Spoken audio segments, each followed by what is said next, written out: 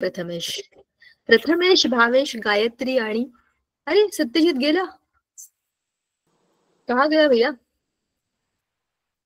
2 मिनिटं मी जरा माझा कॅमेरा ऑन करते.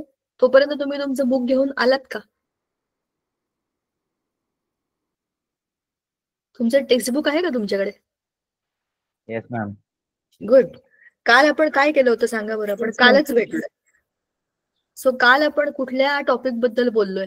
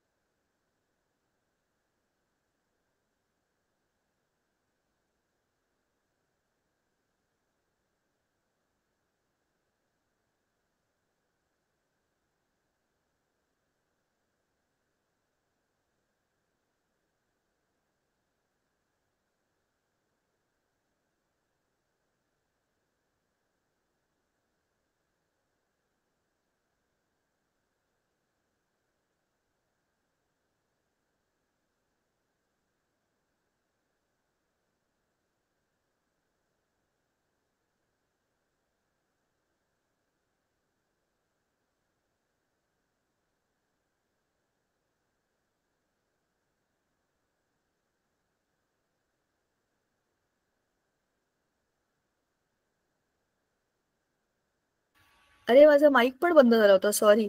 मी ही स्क्रीन शेअर केली. हे तुम्हाला दिसतंय का? मी तुम्हाला विचारलं की हे जे increasing order of orbital energy आहे हे तुम्हाला लक्षात आहे का की हे ड्रॉ कसं करायचं? इतका वेळ मी एकटीच बोलते इकडे. माझा माईक बंद होता मला माहितीच नाही. यू रिमेंबर आपण काल बोललो होतो की हे कसं ड्रॉ करायचं?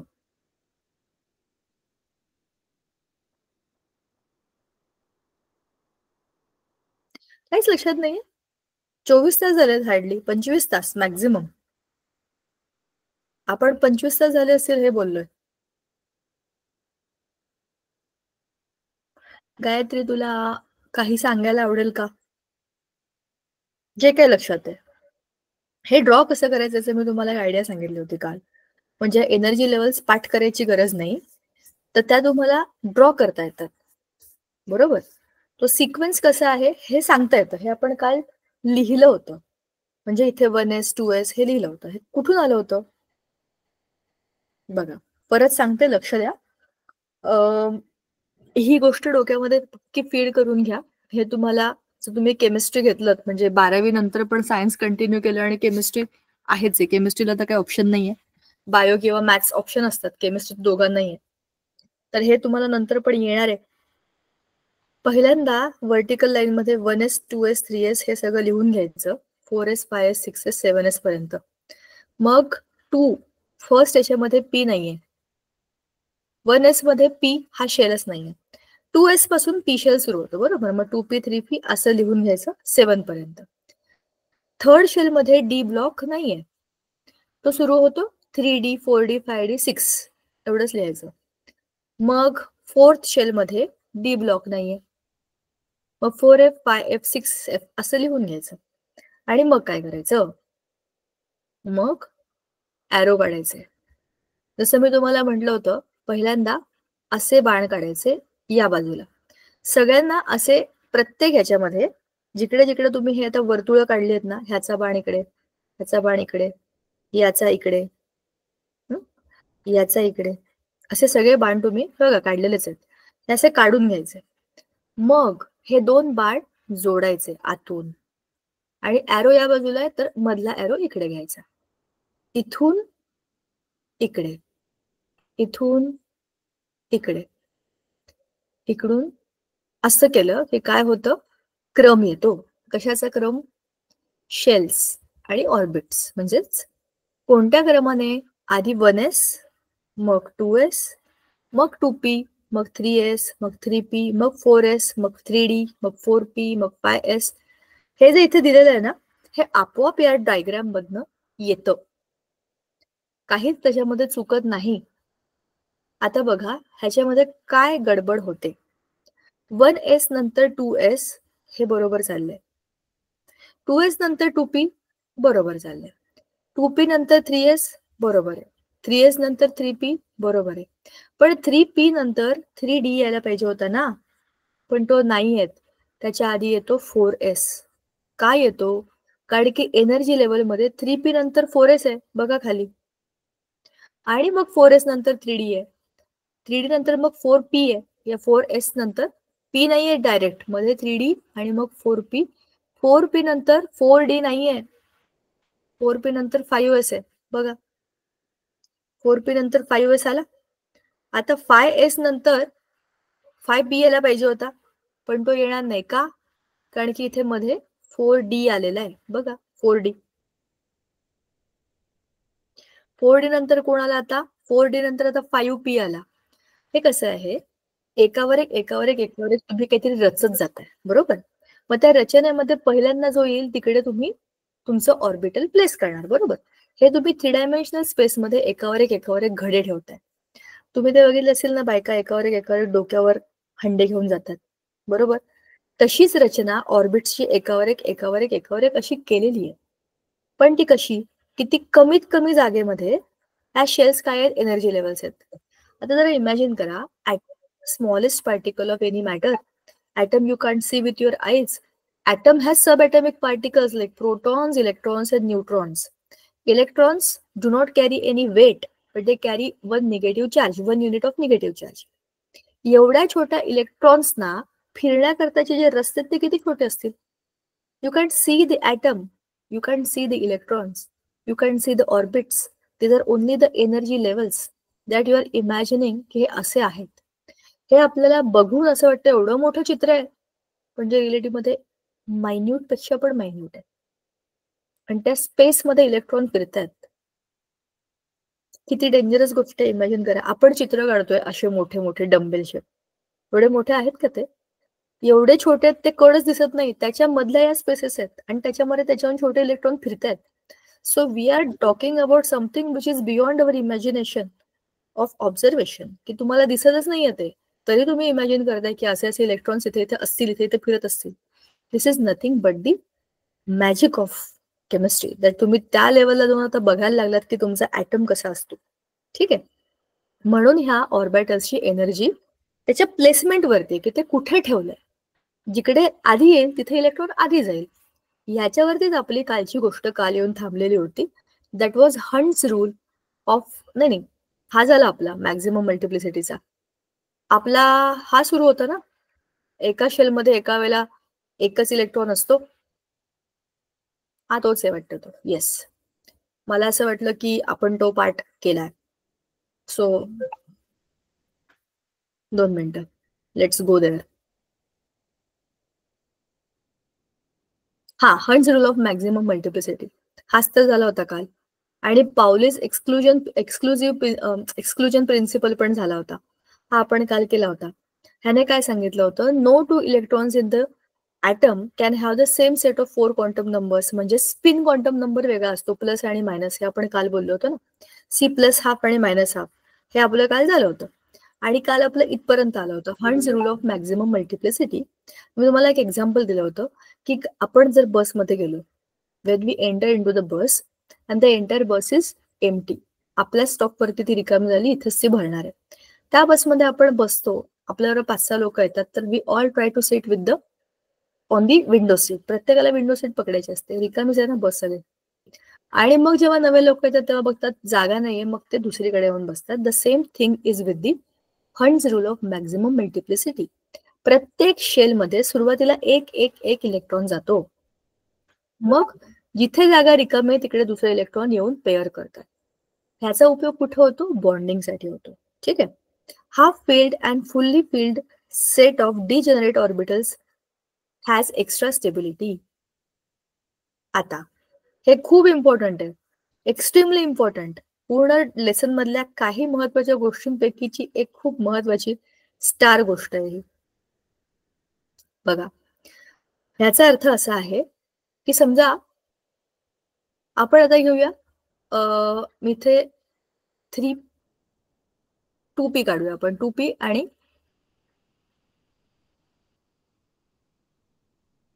3p आणि 3p च्या आधी काय सांगा बरं जरा मला वरती. आपल्या पावलीसच्या नाही, ह्याच्यावरनं आपला तो जो हा आहे काय नाव आहे याचं यार, आउबो प्रिन्सिपल. 2p म्हणजे 3p च्या आधी काय आपला 3s आणि मग 3p. बघा 3s 3p पर्यंत गाडी आपली बरोबर चालली आहे. आता ह्याच्यामध्ये काय सांगितलंय त्या स्टेटमेंटचा अर्थ बघा. 3s आणि 3p, मी इथे 3s काढते.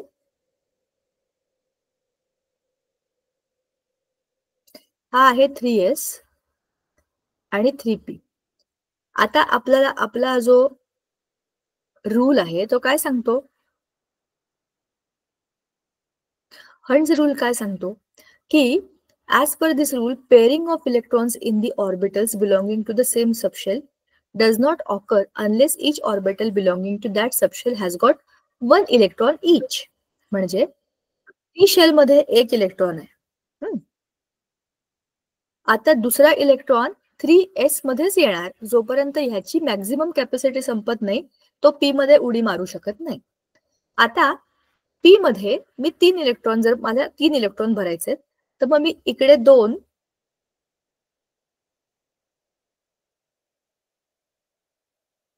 आणि इकडे 1 असा भरू शकते ना, किंवा इकडे 2च्या ऐवजी इथे 1, इथे 2, इथे 1 काही करू शकते, बरोबर. पण हे असं होणार नाही. मग काय होईल, प्रत्येक सब ऑर्बिटल मध्ये आधी 1 इलेक्ट्रॉनच येईल. हे कसं आहे, आपल्या बसच्या विंडो सीट सारखं आहे. बस पूर्ण रिकामी आहे ना, 3ही ऑर्बिटल्स रिकामे आहेत. प्रत्येक इलेक्ट्रॉन आधी एका सबशेल मध्ये जाईल आणि पहिल्यांदा सगळे सब ऑर्बिटल्स अर्धे अर्धे भरले जातील आणि मग उरलेले पेअरिंग करायला येतील. आता आणखीन एक उरलाय का, समजा 4 असतील, तो जो उरलेला आहे तो आता 3 नंतरच्या या चौथ्याच्या ठिकाणी येईल. हा असा आपला हंड्स रूल सांगतो. पण इथेच तर खरी मजा आहे. आपलं दुसरं स्टेटमेंट काय, half field and fully field set of degenerate orbitals has extra stability. हा 3s जो आहे हा फुल्ली फील्ड आहे, हा स्टेबल. हा हाफ फील्ड आहे, 3ही ऑर्बिटल अर्धे अर्धे अर्धे भरलेले आहेत. हाफ फील्ड p ऑर्बिटल्स म्हणजेच काय झाला, एक्स्ट्रा स्टेबल. हा जास्त स्टेबल आहे, इथे इलेक्ट्रॉन येईल, त्याच्यापेक्षा ही स्टेट जास्त स्टेबल आहे. ह्याचं पुढे काय होतं, ह्याचं कारण काय, हे पुढच्या याच्यात तुम्हाला आपोआप येणार आहे. पुढच्या लेसन मध्ये याचं कनेक्शन येईल, लक्षात ठेवा, म्हणून याला मी स्टार केलेलं आहे. आता electronic configuration of atoms and its representation. बघा, electronic configuration of an atom is the distribution of its electrons in orbitals. The electronic configuration can be written by applying the Aufbau principle. There are two methods of representing the electronic configuration. Aufbau principle प्रमाणे जे आपण काढलं ना, ते असं असं असं सापासारखं, ते काढण्यासाठी 2 पद्धतीने तुम्ही ते मांडू शकता. एक आहे orbital notation, ns2 np2 nd3 जे काही आहे तुम्ही असं लिहू शकता, किंवा ऑर्बिटल डायग्राम. हे मी आता वरती जे काढलं ना ते ऑर्बिटल डायग्राम मध्ये होतं. हा आहे s, हा आहे p, हा आहे d. s block single shell, 2 electron असतात. p ब्लॉक मध्ये 3, 6 इलेक्ट्रॉन त्याची कॅपॅसिटी आहे. d ब्लॉक मध्ये 5 सबशेल, कारण 10 असतात. आठवतंय का तुम्हाला डी चे 5 वेगवेगळे आपण शेप काढले होते, dxy, dyz, dxz, dx² - y² आणि dz² हे 5 ऑर्बिटल डीचे आहेत. पी चे काय आहेत, px है ना, p तो 2px 2py 2pz असं पाहिलं होतं ना आपण, px py pz, बरोबर. हे p चे शेल्स आहेत, d चे 5 आहेत, म्हणजे 5 सबशेल म्हणजे एकूण 10 इलेक्ट्रॉन. p मध्ये 3 सबशेल म्हणजे 6 इलेक्ट्रॉन. s मध्ये 1 सबशेल म्हणजे 2 इलेक्ट्रॉन. हे त्याच्या फॉर्मॅटमध्येच तसे तसे ते ऍड होतात, ठीक आहे. In the orbital notation method, a shell is represented by s उगाच आलाय. A shell is represented by the principal quantum number followed by respective symbol of a subshell and the number of electrons occupying that subshell being written as superscript on the right side of the symbol. In the orbital diagram method, each orbital in the subshell is represented by a box and the electron represented by the arrow up for the spin and down for the low spin. म्हणजे up spin वरती clockwise फिरणारा वरती, down spin म्हणजे anticlockwise फिरणारा. ठीक आहे. In the second method all the 4 quantum numbers of electron are accounted for. म्हणजेच काय, ह्या मेथडमध्ये आपण सगळे इलेक्ट्रॉन त्याच्यामध्ये लावून दाखवू शकतो कसे दिसतात ते. बरोबर. वरच्या याच्यामध्ये तुम्ही फक्त NS2 एवढंच येणार, त्याचा शेल आपलं त्याचं स्पिन इकडे तिकडे असं काही येत नाही त्याच्यामध्ये. ठीक आहे. Electronic configuration of a few elements is illustrated in figure 4.11. आता आपल्याला इथे काही एलिमेंट्सचे इलेक्ट्रॉनिक कॉन्फिगरेशन डायग्राम वर टाकून दाखवलेले आहेत. हायड्रोजनचा ऍटॉमिक नंबर आहे 1, म्हणजे इलेक्ट्रॉन आहे 1. तर त्याचं ऑर्बिटल नोटेशन काय येणार आहे? NS1 म्हणजे 1s1. 1 शेल, S शेल, एकच इलेक्ट्रॉन. ऑर्बिटल डायग्राम कशी येणार आहे? एका बॉक्समध्ये एक electron.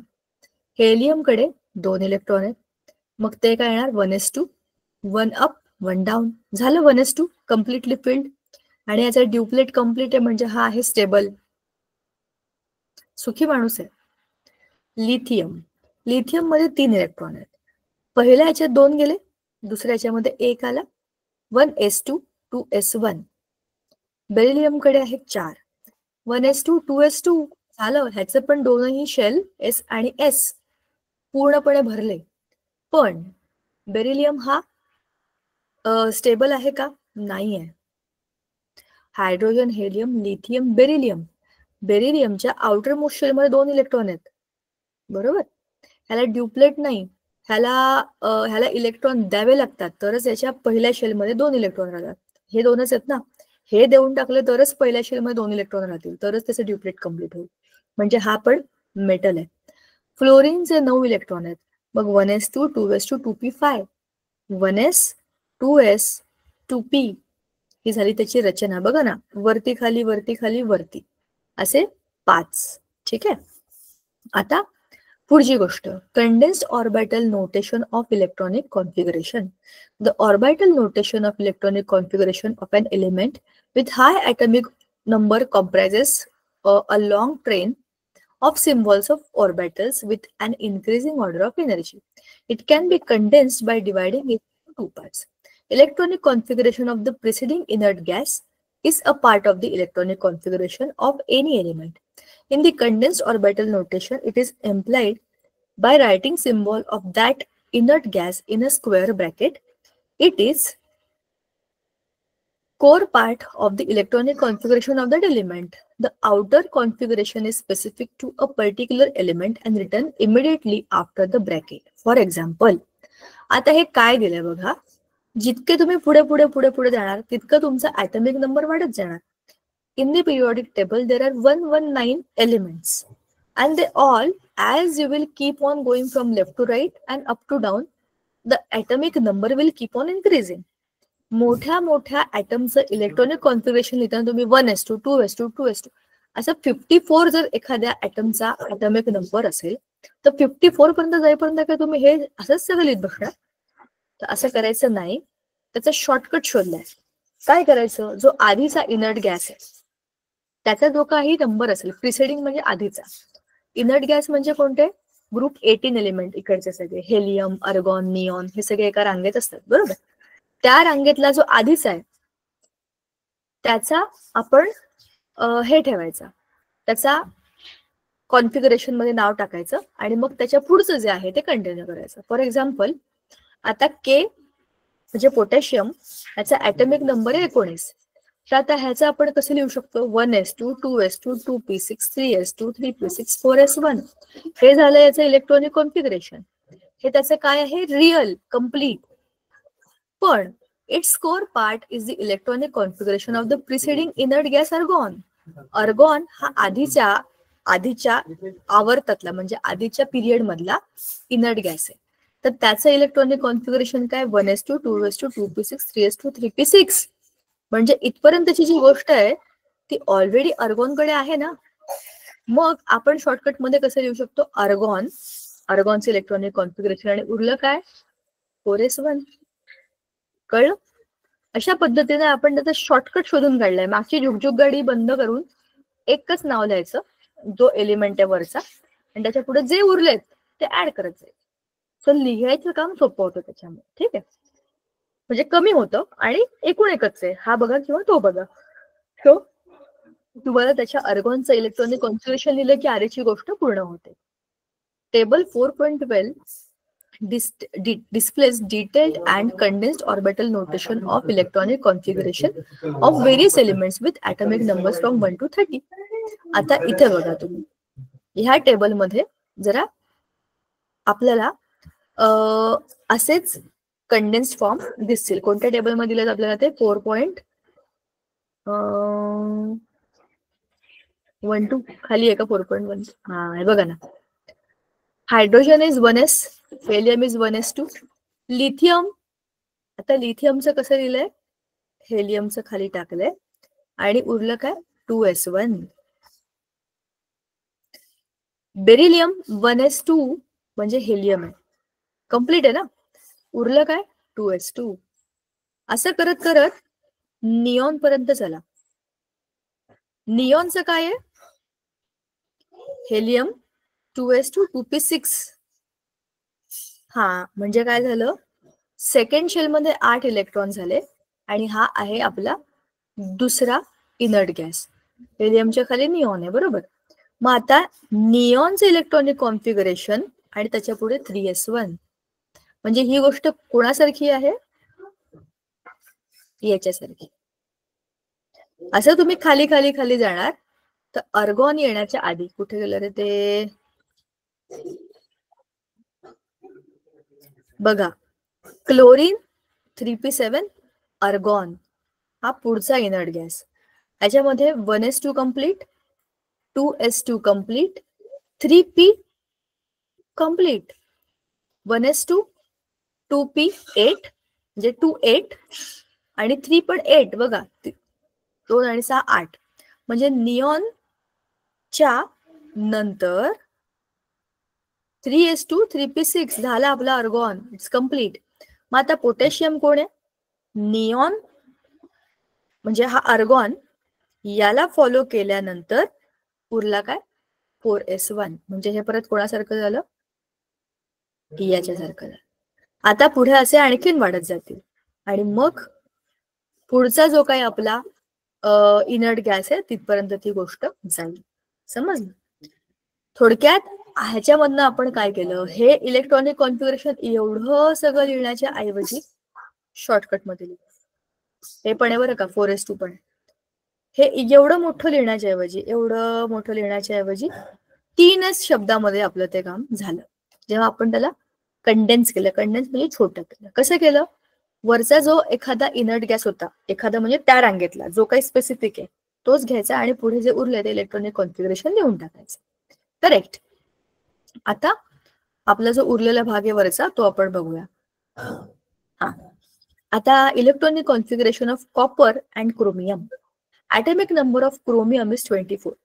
Expected electronic configuration is 1s2, 2s2, 2p6, 3s2, 3p6, 4s2, 3d4. In that case, 3d is not half-filled, hence it has less stability. Inter-electronic repulsion makes one 4s electron enter into one of the empty 3d orbitals. Therefore, both 4s and 3d orbital become half-filled, so that chromium atom acquires extra stability. Its electronic configuration is 1s2, 2s2, 2p6, 3s2, 3p6, 4s1, 3d5. आता हे काय बघा, क्रोमियमचा atomic number आहे 24, हे त्याचं electronic configuration आहे. आपण हे 3p पर्यंतची गोष्ट झाली, 3p भरलाय त्याचा, 8 झाले. 4s आणि 3d आपण करू. 4s आणि मग आहे 4d, नाही सॉरी 3d, चुकला, 3d नॉट 4d. 4s नंतर 3d येतो, 4d नाहीये, 4d खूप पुढे. आता ऍक्च्युली त्याचं इलेक्ट्रॉनिक कॉन्फिगरेशन कसं असतं, 4s2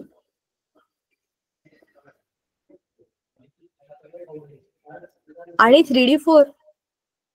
आपल्याला माहितीये 4 म्हणजे आधी कसं लिहायचं असतं, प्रत्येक याच्यामध्ये डी आहेत. हा, हे डी म्हणजे 5 असतात. मी 5च्या ऐवजी 3 काढले चुकून, मी खाली लिहून टाकते म्हणजे मलाच लक्षात राहील. हे आहे 4s आणि 5d. 5d मध्ये 5 सबशेल्स असतात.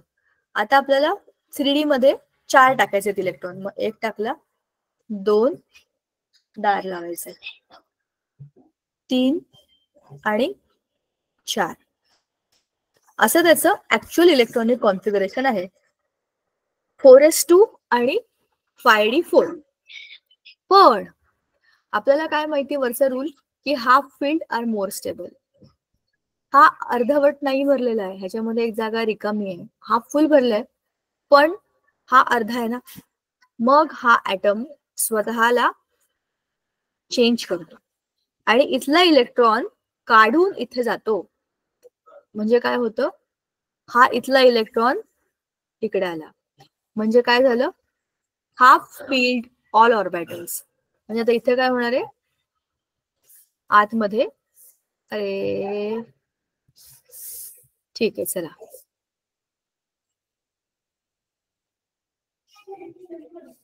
एक इलेक्ट्रॉन इकडचा तिकडे गेला ना, म्हणजे 4s मध्ये आला 1, 4d मध्ये आले 5, 4s1, 5d5 झालं त्याचं नवं इलेक्ट्रॉनिक कॉन्फिगरेशन. कळलं? हे आलं बघा, 4s1, 3d5. अरे मी 5 का लिहिलं यार, मी त्याच्या रायटिंग मध्ये इथे चूक केली. मी 5 लिहिलं, that is not 5, that is 3. ते गडबडीमध्ये 5d शेल लिहिताना मी ते 5 लिहिलं, पण ते 3d आहे. ठीक आहे. आता असंच कॉपरचं आहे. कॉपरचा ऍटॉमिक नंबर आहे 29. मग त्याचं electronic configuration 1s2, 2s2, 2p6, 3s2, 3p6, 4s2, 3d9. आता ह्याच्या शेलमध्ये, आता कुठे काढू मी, इथे काढते.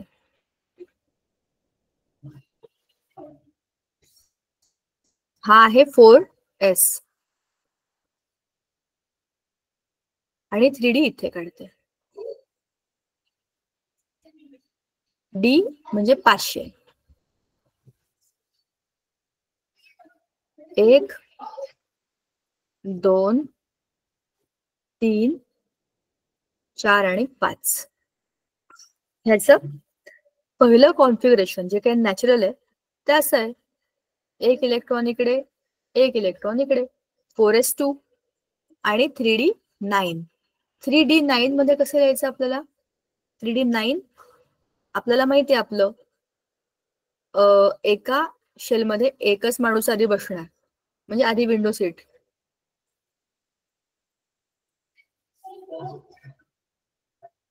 किती झाले, 3, 4, 5, दुसरा 6, 7, 8, 9, 4s2 आणि 3d9. बरोबर. ह्याचं ऍक्च्युअल इलेक्ट्रॉनिक कॉन्फिगरेशन आहे 4s2, 3d9. पण आता here 3d orbital is neither half filled nor fully filled. Due to inter-electronic repulsion, one 4s electron enter into the 3d orbital, which makes it completely filled, with 4s being extra half filled. म्हणजे काय झालं, हा इकडचा एक इकडे जातो electron, त्याच्यामुळे काय होतं, 4s1. आता मी त्याचा खालीच काढते बरं का बॉक्स.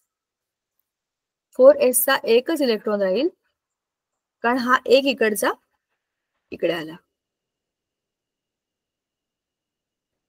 हा येतो. ठीक आहे, हा इथे आला. आता 4s मध्ये किती उरले, 1, आणि 3d झाले. 9चे झाले 10.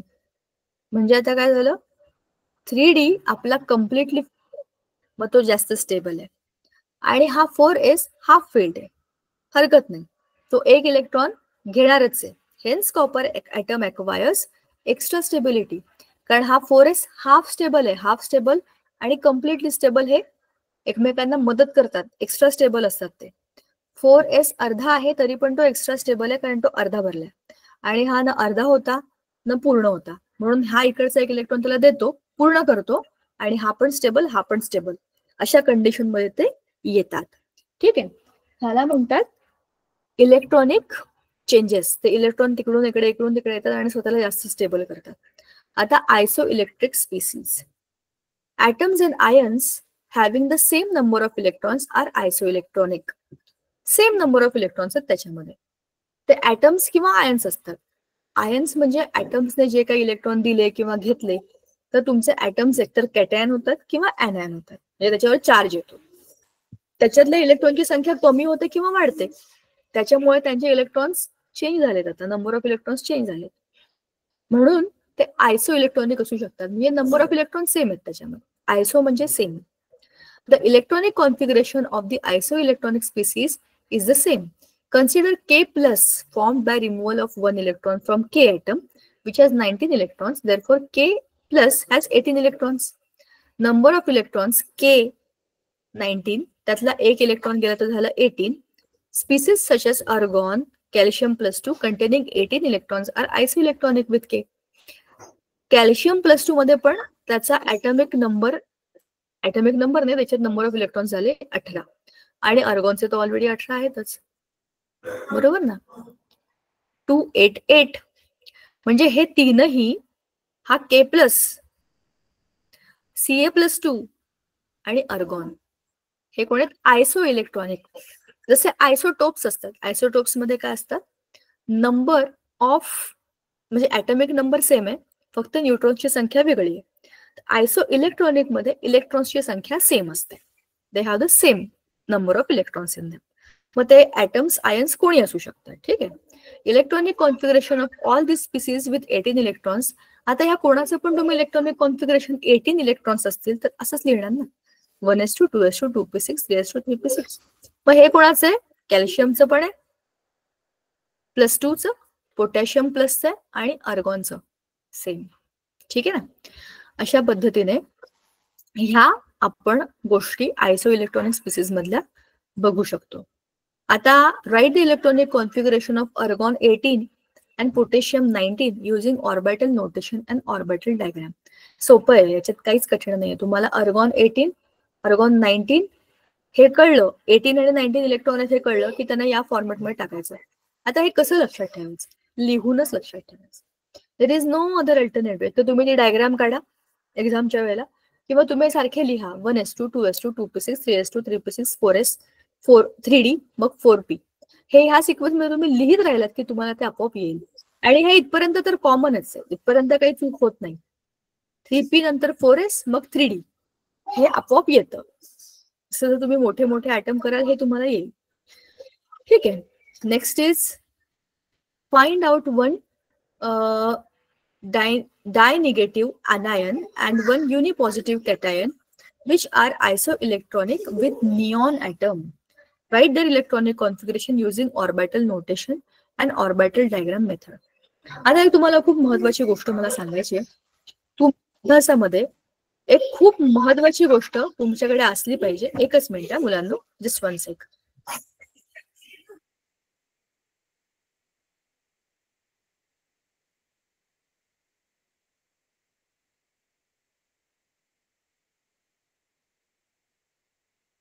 सॉरी फॉर द डिस्टर्बन्स, बाहेर जरा आवाज होते ना. चला, आता ह्याच्यामध्ये आपण काय बघितलं की आयसो इलेक्ट्रॉनिक विथ निऑन. हा मी तुम्हाला हे सांगत होते, आपल्या सगळ्यांच्या अभ्यासामध्ये एक खूप महत्वाची गोष्ट आपल्याकडे असायला पाहिजे, जी आहे पिरियॉडिक टेबल. तुम्ही स्वतःचं पिरियॉडिक टेबल बनवा किंवा तुम्ही पिरियॉडिक टेबल मागवा, विकत घ्या, दुकानामध्ये कुठेतरी तुम्हाला मिळेल, ऑनलाईन पण तुम्ही मिळवू शकता. ते that is very important, very crucial for you, because periodic टेबलमध्ये तुम्हाला ह्या सगळ्या एलिमेंट्सचे atomic number, atomic mass number, symbol बिम्बॉल सगळं दिलेलं आहे. ते समोर जिकडे तुमची अभ्यासाची रूम आहे तिथे चिटकवून ठेवायचं. Periodic table must be there in front of you. तुमच्या लक्षात आलं झोपेतनं पण तुम्ही उठून गेलात रूममध्ये तर हा पिरियॉडिक टेबल मला माहिती आहे. It should be in front of you. It will help you too. आता तुम्हाला सांगितलं निऑनला आयसो इलेक्ट्रॉनिक. अरे निऑन मध्ये इलेक्ट्रॉन किती आहे मला कुठं माहितीये? तुम्हाला कसं माहिती असेल? जेव्हा तुम्ही सारखं सारखं ते बघाल तेव्हाच तुमच्या डोळ्याखालनं त्या गोष्टी जातील, तेव्हाच तुम्हाला त्या कळतील. म्हणून यू हॅव दॅट. फार कठीण नाहीये. तुम्ही स्वतःचं पण पिरियॉडिक टेबल बनवू शकता. मोठा चार्ट घ्या, बनवा, चिटकवा किंवा विकत घ्या. काहीही करा पण सगळं लिहा. आणि त्याचा फोटो कुठे मिळेल? इंटरनेटवरती मिळतो, गुगलवरती शोधा, तुम्हाला आरामात पिरियॉडिक टेबल सापडेल. तसं तुम्ही छापा तुमच्या चार्टवरती आणि लावून टाका. तर तुम्हाला ह्या गोष्टी कळतील. मी तर म्हणतो तुम्ही लिहा हाताने. तुम्ही लिहिलत ना की तुमच्या हाताखालनं सिम्बॉल्स जातील, त्यांचे ॲटॉमिक नंबर, त्यांचे ॲटॉमिक मास नंबर हे डोक्यात पक्के राहतील. ठीक आहे. सो असं आपलं पिरियॉडिक टेबल तुम्हाला मदत करेल. तर निऑनला आयसो इलेक्ट्रॉनिक तुम्हाला पाहिजे तर निऑनचा ॲटॉमिक नंबर आहे 10. म्हणजेच त्याच्यामध्ये नंबर ऑफ इलेक्ट्रॉन आहेत 10. आता तुम्हाला ह्या निऑन मध्ये 10 इलेक्ट्रॉन्स आहेत तर तसे त्याचे आयसो इलेक्ट्रॉनिक आयन्स बनवायला पाहिजे. त्यात पण सांगितलंय 1 डाय निगेटिव्ह म्हणजे -2 आणि 1 युनिपॉझिटिव्ह म्हणजे +1 असा चार्ज असलेले तुम्हाला आयन्स बनवायचे आहेत. आता निऑनचे पुढचे मागचे सगळे तुम्हाला एलिमेंट्स माहिती पाहिजे. पिरियॉडिक टेबल समोर असेल तर तुम्हाला ते दिसेल. निऑनच्या मध्ये 2 इलेक्ट्रॉन मायनस म्हणजे ऑक्सिजन मध्ये 2 मायनस इलेक्ट्रॉन केले की तो निऑन होतो. पिरियॉडिक टेबल मधल्या सेकंड रो मधल्या म्हणजे सेकंड पिरियड मधला hydrogen, helium, lithium, beryllium, boron, carbon, nitrogen, oxygen, phosphorus आणि मग neon.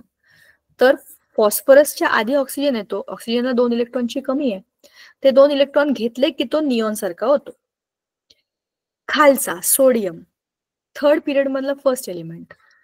Sodium atomic number is 11. तर त्या 11 मधला एक इलेक्ट्रॉन दिला की झाले 10. That is similar to neon. म्हणून तो मेटल आहे. 281 इलेक्ट्रॉनिक कॉन्फिगरेशन आहे. 28 राहतं, 1 दिला की झालं 10. तो झाला आयसो इलेक्ट्रॉनिक स्पीसीज. आता त्याचं ऑर्बिटल नोटेशन कसं येणार आहे? 1s2, 2s2, 2p6 आणि orbital diagram 1s, 2s, 2p. Simple stable configuration. Second shell मध्ये 8 इलेक्ट्रॉन झाले टोटल की तो स्टेबल. ठीक आहे. अशा पद्धतीने आपला हा धडा संपला. ह्या धड्यामध्ये खूप काही काही होतं. खूप डेंजरस सुरुवात होती. मध्ये काही काही इक्वेशन्स होते. सगळेच आपल्याला आता लगेच उपयोगाला येतील का? नाही. ह्यातल्या काही कन्सेप्ट आहेत ज्या रिपीटेडली पुढच्या लेसन्स मध्ये येतील. मागचा सगळा जो म्हणजे धड्याचा खालचा भाग जो होता एंड पार्ट तो सगळं इम्पॉर्टंट आहे. एखाद्या वेळेला तुम्हाला ते बोर्स ॲटॉमिक थिअरी मधले जे इक्वेशन आहेत ना 1/n², 1/2n², ते एखाद्या वेळेला तुम्हाला नाही समजले, नाही लक्षात तरी पण चालेल. त्याचा अभ्यास करा. मी म्हणत नाही सोडून द्या, पण ते नवं आहे. त्याचं कनेक्शन त्या कन्सेप्ट पुरतं आहे. पण हे पुढचे सगळे जे मुद्दे ते पुढच्या सगळ्या धड्यांमध्ये येत राहतील. त्याच्यामुळे याच्यामध्ये कन्फ्युजन ठेवू नका. हे पुन्हा पुन्हा वाचा आणि हे समजून घ्या. ह्याच्यातूनच आपला पुढचा धडा जन्माला येतो जो आहे केमिकल बॉन्डिंग. नुसतंच ऍटमचं स्ट्रक्चर बघून काय करायचंय?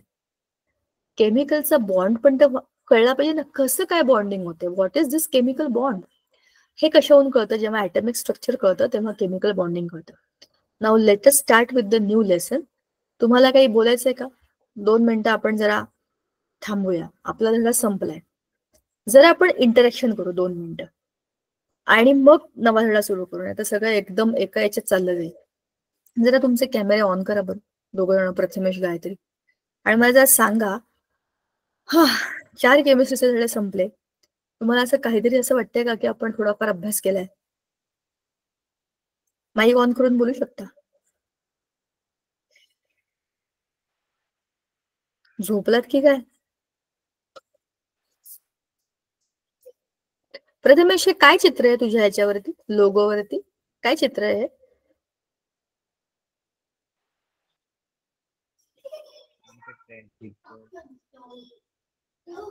काय? फ्रेंडशिप. फ्रेंडशिप. पण मोठ्याने बोललास तर बाकी सगळ्यांना पण ऐकू येईल. गायत्री, तू कुठल्या कॉलेजमध्ये आहेस? Pratap college ma'am. तुम्ही एकाच कॉलेजमध्ये आहात का? सत्यजित तो तुझा गायबच झाला, केमिस्ट्री बघून तो गायब होऊन जातो, ते मला माहितीये. तुम्ही तिघे एका कॉलेजमध्ये आहात का? No, ma'am. नाही मॅम. ओके, अच्छा. तर तुमच्या सगळ्यांच्या कॉलेजमध्ये हे धडे शिकवायला सुरुवात झाली आहे का? Yes, ma'am. हो मॅम. आणि सत्यजितचा पण आवाज येतोय का तिकडनं? एकत्र अभ्यास करताय का तुम्ही? माझंच डबल येतोय मॅम वाटतं. ओ अच्छा, ओके. बरं, मी काय म्हटलं, हा किती धडे झाले तुमच्या कॉलेजमध्ये? किती धडे शिकवून झाले?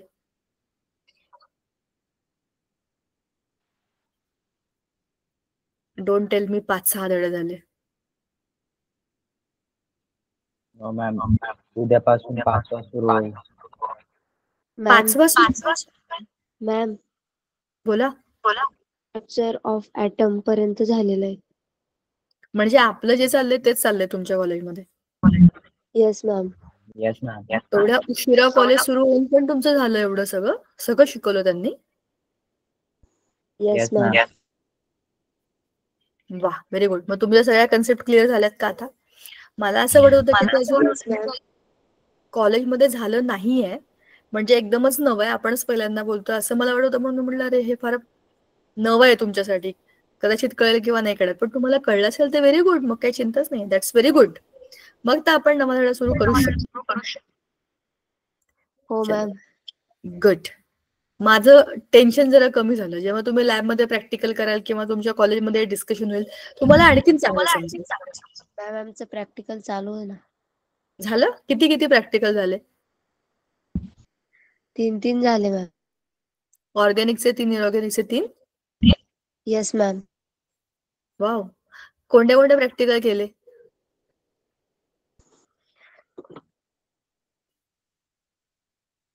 म्हणजे अंदाजे सांग, असं काही नाव पूर्णच सांगायला पाहिजे असं काही नाही.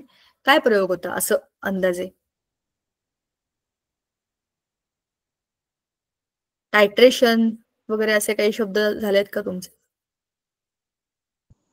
ऍक्टिव्हिटी झाली मॅम. आधी इन्स्ट्रुमेंटची ओळख, लॅब मधल्या सगळ्या गोष्टींची ओळख, तो एखादा एक्सपेरिमेंट असेल ना? हो झालेला आहे मॅम. आणि मग अजून काय नवीन झालं? एक्सपेरिमेंट झाले मॅम. तेच ना, मग म्हणजे कुठला एक्सपेरिमेंट झाला तेच तर विचारते. म्हणजे काय केलं प्रयोगात ते सांग. जाऊ दे, नाव बिव तर लक्षात राहणार, केमिकल्सचे नाव पण माहिती असतील, हरकत नाही, पण केलं काय लॅब मध्ये जाऊन ते सांग, म्हणजे मला समजेल काय चाललंय. ते मॅम बॉइलिंग पॉइंट वगैरे नाही का? ओ अच्छा. ती अशी व्ही शेपची एक अशी इन्स्ट्रुमेंट, त्याच्यामध्ये तेल असतं. येस मॅम तेच. Okay. To find out melting point of the substance आणि boiling point of the liquids. हो मॅम तेच झालेलं आहे. Great great. तुम्हाला आता एक घेतील आता. माईक बंद कर, म्हणजे मला माझा आवाज ऐकू येणार नाही. गुड. आता तुम्हाला एक्सपेरिमेंट सुरू आहे, तर तुम्हाला आता केमिस्ट्री लॅब मध्ये तुम्हाला खरे खरे केमिकल दिसायला लागतील. आता तुम्हाला मजा येईल केमिस्ट्री शिकताना. नुसते धडे वाचून नाही कळत, जेव्हा आपण करतो ना प्रत्यक्ष, तेव्हा आपण त्या फील्ड मध्ये जातो. ते सगळे केमिकल्स असतात, त्यांचे वास असतात, त्याचे प्रयोग करतो आपण, ते इन्स्ट्रुमेंट बघतो जे आपण चित्रांमध्ये बघत होतो, तर ते हाताळल्यावरती एक समजतं, अच्छा हे आहे का, ओके. सो ते तुम्ही ऑलरेडी करताय, व्हेरी गुड, एन्जॉय. आणि सगळं सांभाळून करा. प्रॅक्टिकल करताना काळजी घ्या, केमिस्ट्री लॅबमध्ये बऱ्याच गोष्टी असतात. So take care of yourself आणि चांगलं प्रॅक्टिकल करा, सेफ प्रॅक्टिकल करा. केमिकल बॉन्डिंग या धड्यामध्ये काय आहे? Why are atoms held together in chemical compounds? There must be some force that holds them together. You have already learned in the lower classes that the forces holding atoms together in a compound are the chemical bonds. काहीतरी bond पाहिजे ना. मित्रांमध्ये पण एक चांगला bond असेल तरच ती मैत्री टिकते, बरोबर की नाही? बघा, आता आपल्याच आजूबाजूला, आपल्या नातेवाईकांमध्ये, आपल्या घरामध्ये एवढी सगळी लोक असतात. सगळ्यांशी आपलं पटतं का? सांगा बरं जर मला. तुमच्या घरातल्या प्रत्येक माणसाशी तुमचं 100% पटतं असं होतं का?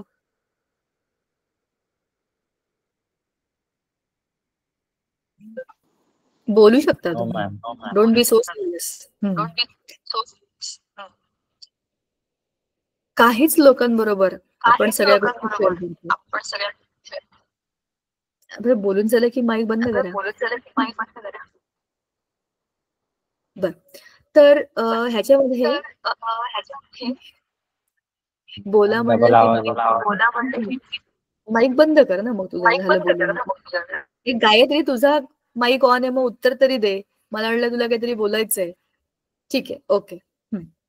बर, आता बॉन्डिंग हा प्रकार असा आहे, सगळ्यांबरोबर आपलं बॉन्डिंग होत नाही. जसं आपण तसे आपले ॲटम्स आणि इलेक्ट्रॉन्स आणि सगळं सगळं युनिव्हर्स, आपल्यामध्ये सगळं युनिव्हर्स आहे आणि युनिव्हर्सचा आपण एक भाग आहे, बरोबर. सो जे जे काही आजूबाजूला आहे ना, ते सगळं आपल्यामध्ये आहे. सो आपण सेम वागतो जसं युनिव्हर्स मधले सगळं मॅटर बिहेव करतं. सगळ्यांबरोबर आपलं बॉन्डिंग होत नाही. काहीच लोकांबरोबर आपले बॉन्ड बनतात. बॉन्ड म्हणजे आपलं कनेक्शन असतं. आपला खूप चांगला मित्र असतो, त्याला आपण काही सांगू शकतो, किंवा आपली खूप चांगली मैत्रीण असते जिला आपण आपले प्रॉब्लेम शेअर करू शकतो किंवा आपला हॅपीनेस शेअर करू शकतो. माझी पण कॉलेजमध्ये खूप चांगली मैत्रीण आहे. आता आम्ही BSc ला एकत्र होतो, 3 वर्ष आम्ही एकत्र प्रॅक्टिकल केलं. त्या गोष्टीलाच आता 12-13 वर्ष होऊन गेली. रोज आम्ही भेटत नाही. ती मुंबईला असते, मी पुण्यात असते. आम्ही एकत्र अभ्यास केला, आमचं कॉलेज एकत्र होतं. अजिबात आम्ही एकमेकांच्या कॉन्टॅक्टमध्ये नाहीये. ती तिच्या आयुष्यामध्ये ती PhD करते केमिस्ट्रीमध्ये, मी माझं काम करते इकडे. पण कुठली पण महत्वाची गोष्ट झाली की मी तिला फोन करते, ती मला फोन करते. ती मागच्या वर्षी कुठेतरी जर्मनीला का कुठेतरी गेली होती तिचा पेपर प्रेझेंट करण्यासाठी. तर ही गोष्ट तिने मला फोन करून सांगितली, दीपिका असं असं आहे आणि माझं सिलेक्शन झालंय, मी तिकडे चालले. तर I was so happy to listen की माझी मैत्रीण जी एवढी डेडिकेटेडली अभ्यास करते, तिचं काम करते, तिला एवढी चांगली अपॉर्च्युनिटी मिळाली. हे बॉन्डिंग आहे. हे बॉन्डिंग आम्ही एवढ्या लांब आहोत तरी पण आहे. आमच्या कॉलेजमध्ये आमच्या दोघींबरोबर बाकी कमीत कमी 80-90 मुलं होती. सगळ्यांबरोबर असं बॉन्डिंग आपलं होत नाही. बोलतो आपण सगळ्यांशी, टेम्पररी इंटरॅक्शन सगळ्यांशी असतात. थोडे काही लोकांबरोबर आणखीन काही महिन्यापर्यंत आपली मैत्री टिकते, पण काहीच लोकांबरोबर आपले जे कनेक्शन्स असतात ते खूप चांगले असतात. तसे आपल्या घरामध्ये पण असतात. कोणतरी ताई असते, कोणतरी मावशी असते, कोणतरी मामा असतो, कोणतरी काका असतो, आजी असते, कोणीतरी असतं आपल्या घरामध्ये, त्याच्याशी आपलं बॉन्डिंग स्ट्रॉंग असतं. हे बॉन्डिंग स्ट्रॉंग काहीच लोकांबरोबर का असतं? कारण की त्याला ऍटमॉस्फिअर तसं मिळतं. जसं बॉन्ड बनताना 2 ऍटमच्या मध्ये काहीतरी पॉझिटिव्ह असायला पाहिजे, तर तो बॉन्ड स्टेबल होतो ना. तसंच केमिकल्स जेव्हा एकत्र येतात, म्हणजे जेव्हा ऍटम्स एकत्र येतात, तेव्हा त्याची कंडिशन अशी पाहिजे की तो बॉन्ड स्ट्रॉंग राहील आणि तो तुटणार नाही. नाहीतर मग weak bonds are always there, ते असे येतात आता तुटतात. जसे की आजकालच्या लोकांचे रिलेशन्स आहेत, आज बनतात उद्या तुटतात. आज फेसबुकवर फ्रेंड आहेत, उद्या इंस्टाग्रामवर फ्रेंड आहेत, परवा दोघांनी एकमेकांना अनफ्रेंड करून टाकलं. It's very common. हे temporary bond, these are not real bonds. पण जे पक्के बॉन्ड असतात त्याच्यामध्ये काहीतरी गडबड असते जी बाकी सगळ्यांमध्ये नाहीये. तीच असते chemical bonding which makes the stable bonds. मग असं काय असतं, दोन्हीकडचे जे ऍटम्स आहेत, समजा मला माझ्या आजीशी सगळ्या गोष्टी बोलायला खूप चांगलं वाटतं. सगळ्यात पहिली गोष्ट काय, ती माझं ऐकून घेते. जेव्हा तुम्हाला कोणाबरोबर तरी बॉन्ड बनवायचा तेव्हा त्या समोरच्या माणसाची आणि तुमची फिजिबिलिटी मॅच व्हायला पाहिजे ना. तुम्ही बोलताय, ती पण बोलते, कोण कोणाचं ऐकणार आहे, असं बॉन्ड बनेल. तुम्ही बोलताय तेव्हा ती शांत आहे, जेव्हा ती बोलताय तेव्हा तुम्ही शांत आहात, तेव्हाच गिव्ह अँड टेक होऊ शकतो. मला इलेक्ट्रॉन द्यायचा आहे, समोरच्या माणसाकडे पण इलेक्ट्रॉन आहे, त्याच्याकडे जाऊन मी काय करू? घेणारा असेल तरच देणाऱ्याची किंमत असते. इलेक्ट्रॉन घेणारा समोर असेल तरच मला देता येणार आहे. ज्याच्या माझ्याकडे पण आहे त्याच्याकडे पण आहे, मग आम्ही एकमेकांबरोबर बॉन्ड करू शकणार नाही. मला द्यायचंय, त्याला घ्यायचंय, तरच तो बॉन्ड बनेल. मी बोलणार आणि ती ऐकणार, तरच तो बॉन्ड बनेल. ती जेव्हा बोलेल तेव्हा मी ऐकेन, तेव्हाच तो बॉन्ड बनेल. मी पण बोलते, ती पण बोलते, कच काही होणार नाही. Zero interaction, zero. बरोबर. दुसरं, मी बोलतेय, ती ऐकतेय, शांतता आहे. मला जे काही सांगायचंय, कम्युनिकेट होतंय, तिच्यापर्यंत पोहोचतंय, तरच ते बॉन्डिंग होतं. मी बोलते, आजूबाजूला कलकलाटे, मध्ये 10 लोक येतात, डिस्टर्ब करतात, कसा तो बॉन्ड बनेल? म्हणजे ॲम्बियन्स, जेव्हा 2 आयटम्स एकत्र येतात आणि काहीतरी केमिकल बॉन्डिंग म्हणते, तेव्हा त्याला काहीतरी टेम्परेचर, प्रेशर, काहीतरी सिच्युएशन असते जी त्याला उद्युक्त करते बॉन्ड बनवायला. समोरच्या माणसाबरोबर तुमचं कम्युनिकेशन तेव्हा होतं जेव्हा तिथे पोहोचतं तुमचं सांगणं आणि त्याचं पोहोचतं तुमच्याकडे जे काही आहे ते. तर मध्ये जे काही आहे ना ते केमिकल बॉन्डिंगचं ऍटमॉस्फिअर आहे. ते चांगलं असेल तर बॉन्ड चांगला बनतो, ते चांगलं नसेल तर बॉन्ड बनत नाही, बनता बनता राहून जातो. अशा भरपूर साऱ्या गोष्टी या धड्यामध्ये आहेत. केमिकल बॉन्डिंग मध्ये Kossel and Lewis approach to chemical bonding, octet rule. Octet rule आपण सगळे लहानपणापासून शिकत आलोय, जो ऑक्टेट आपण बोललो तोच येतो. मग आयनिक बॉन्ड्स कसे बनतात ते, त्याच्यानंतर क्रिस्टलायटिस, क्रिस्टल स्ट्रक्चर कसं बनतं. ठीक आहे, मस्त आहे. सगळा धडा एकदम इंटरेस्टिंग आहे, याच्यामध्ये काहीच असेल डोक्याला ताण नाहीये. लॅटिस एन्थॅल्पी, सगळ्या गोष्टी मी तुम्हाला सांगेन आपण पुढच्या वेळेला जेव्हा बघू. आणि काय काय आहे जरा आपण गोथ्रू करूया पटकन. मग कोव्हॅलंट बॉन्ड्स, हा आयनिक बॉन्ड्स, कोव्हॅलंट बॉन्ड्स, आणि मग ह्या सगळ्यांना आपण प्रेझेंट कसं करणार. ठीक आहे, आपण केलं होतं 10वीला इलेक्ट्रॉन डॉट स्ट्रक्चर. हे काय वरचा मुद्दा काय होता हा, फॉर्मल चार्ज. ही पण इंटरेस्टिंग गोष्ट आहे, ती आपल्याला या लेसन मध्ये आहे. फॉर्मल चार्ज म्हणजे काय, I tell you, don't worry. Octet रूलचे लिमिटेशन्स, एक थिअरी त्याचे लिमिटेशन्स. मग दुसरी जी येते ती आहे आपली valence shell electron pair repulsion theory. Valence shell electron pair repulsion theory एक मस्त थिअरी आहे. किती लोकांनी विचार केलाय बघा ऍटमच्या स्टेबिलिटी आणि बॉन्डिंग बद्दल. ह्याच्यामध्ये त्याचं स्ट्रक्चर 3 डायमेन्शनली कसं बनतं, अँगल बिंगल याचा विचार केलाय बरं का. मस्त थिअरी आहे. आपण जेव्हा डिस्कस करू तेव्हा तुम्ही म्हणाल की काय भारी आहे. त्याच्यामध्ये ऍटमचे, मॉलिक्युल्सचे 3D अँगल्स पण सांगितलेत की बॉन्ड्स कसे बनतील. पण ह्या थिअरीमध्ये पण काही लिमिटेशन्स आहेत. मग पुढे आली व्हॅलेन्स बॉन्ड थिअरी. ही थर्ड थिअरी ह्या लेसनमध्ये. याच्या थिअरीज आहेत सगळ्या. बॉन्ड्स कसे बनतात, ओव्हरलॅप ऑफ ॲटॉमिक ऑर्बिटल्स, मस्त गोष्ट आहे ही. कसं ओव्हरलॅपिंग होतं आणि कसे इलेक्ट्रॉन्स दिले घेतले जातात. इलेक्ट्रॉन दिले, इलेक्ट्रॉन घेतले, अरे पण कसे, असे ह्याच्यामध्ये सांगितले. हायब्रिडायझेशन एक खूप चांगली concept. Types of hybridisation and geometry of molecules, त्याच्याहून बढिया पुढची स्टेप sp2 sp3, त्याचे एक्झाम्पल्स. धडा खूप मोठा आहे पण सोपा आहे. ठीक आहे, त्याच्यानंतर या थिअरीचं व्हॅलेन्स बॉन्ड थिअरीचं इम्पॉर्टन्स आणि त्याचं लिमिटेशन. ठीक आहे, आणि मग फॉर्मेशन ऑफ मॉलिक्युलर ऑर्बिटल्स, ही एक मॉलिक्युलर ऑर्बिटल थिअरी, आणखी एक थिअरी. ठीक आहे, ही थिअरी सगळ्यात इंटरेस्टिंग आहे. सगळ्या थिअरीजपेक्षा सगळ्यात इंटरेस्टिंग थिअरी आहे आणि सगळ्यात हायेस्ट पीक वरती थिअरी आहे. या एमो थिअरीचे परत मग एक्झाम्पल्स आहेत. अशा या सगळ्या थिअरीज आपल्याला या धड्यामध्ये आहेत. अजून त्याच्यावरती त्याचे प्रत्येकाचे एक्झाम्पल्स आहेत. ही थिअरी, त्याचे एक्झाम्पल्स आणि त्याच्यामध्ये आलेले लिमिटेशन्स. मग काय आहे, एंड कुठे आहे, पोलॅरिटी ऑफ कोव्हॅलंट बॉन्ड. हे सगळे मधले ऍडिशनल मुद्दे आहेत, म्हणजे सब कॅरेक्टर्स आहेत. पिक्चर मधले हिरो हिरोईन असतात, त्याच्याबरोबर आणखीन 4-5 लोक असतात, ते आहेत हे सगळे. आयनिक बॉन्डचं कोव्हॅलंट कॅरेक्टर, हे सगळं आपण बघू. त्या थिअरीज झाल्या की त्याच्या रिलेटेड ज्या गोष्टी आहेत त्या सगळ्या याच्यामध्ये, त्याच्यामध्ये मॅथमॅटिकल प्रॉब्लेम काही नाही. मस्त धडा आहे, खूप इंटरेस्टिंग धडा आहे. आणि सगळ्या थिअरीज एक एक करून आपण एक एक बघू. थिअरीच्या हिशोबाने अभ्यास करू, म्हणजे तुम्हाला सगळं चांगलं पक्क लक्षात राहील आणि एकमेकांना कनेक्ट करता येईल. चला पुढच्या वेळेला भेटूया. आणि आज आपला 4था धडा संपलाय, 5व्याला सुरुवात केली आपण, तो पुढच्या वेळेला आपण कंटिन्यू करू. चालेल, चलो बाय. थँक्यू प्रेमा मॅम.